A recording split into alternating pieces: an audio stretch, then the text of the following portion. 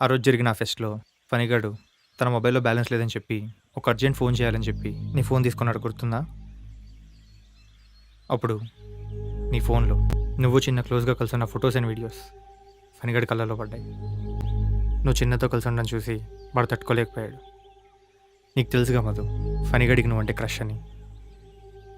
ఆ photos and వీడియోస్‌ని మొదట వాడి మొబైల్‌లోకి ట్రాన్స్‌ఫర్ చేసుకొని, ఆ తర్వాత